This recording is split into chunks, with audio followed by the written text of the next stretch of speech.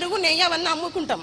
అయితే నేనే పనీర్ చేస్తే బాగుంటుంది అనే ఉద్దేశంతో నేను పనీర్ బిజినెస్ మొదలుపెట్టిన సార్. నా భర్త నేను ఇప్పుడు 5,000తో మొదలుపెట్టిన నా వ్యాపారము ఈరోజు నేను సంవత్సరానికి 10 లక్షల టర్న్ ఓవర్తోని నెలకి 20,000 సంపాదిస్తున్నా సార్. నేను నా పిల్లలు చదువుకుంటున్నారు. పిల్లలు ఏం చదువుతున్నారమ్మా? ఒక బాబేమో ల్యాబ్ టెక్నీషియన్ చేసిండు సార్, ఇంకో బాబేమో బీటెక్ చేసిండు సార్. బీటెక్ చేసిండు. ఇద్దరు కొడుకులే సార్. నాకు కట్నం తీసుకుంటావా పెళ్లిలో? తీసుకోండి సార్. తీసుకోవా? తీసుకోండి. మాట ఇస్తున్నావా? మాటే సార్.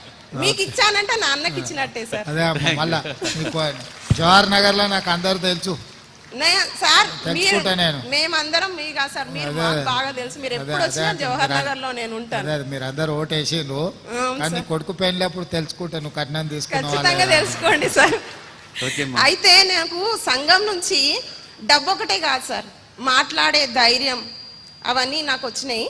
సో అందుకని నాకు సంఘంలో చేరడం వల్ల నిజంగా నేను చచ్చిపోదాం వద్దిగా నాకు జీవితం అయిపోయింది అనుకున్నా సార్ నేను. అటువంటిది నాకు మనోధైర్యాన్ని ఇచ్చిండ్రు. కుటుంబం వాళ్ళకంటే ఎక్కువ కూడా సంఘం వాళ్ళే సార్. మాకు ఆపద వచ్చినా సంపద వచ్చినా ఈరోజు మా సంఘానిది 2.5 లక్షలు ఉంటుంది సార్. మేము ఎవరికైనా చిన్న పేద అమ్మాయి పెళ్లి చేస్తానన్నా లేకపోతే చదువుకుంటుందన్న 1 లక్ష రూపాయలు మేము అందరం కలిసి ఇచ్చేస్తాం.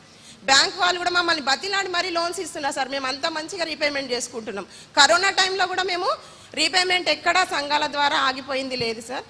కాబట్టి మేము ఇట్లా పనీర్ అది నేను తయారు చేసుకుంటున్నా కదా సార్. ఇట్లా అమ్ముకుంటూ నాతోటి ఉన్న మహిళలకు కూడా నాకు ఉపాధి కల్పించడం జరిగింది సార్. ఇలా సుధమ్మ గారు ఆమె చెప్తున్న విజయాలు అందరికి కూడా ఉన్నాయి కదా, మీ అందరికి కూడా.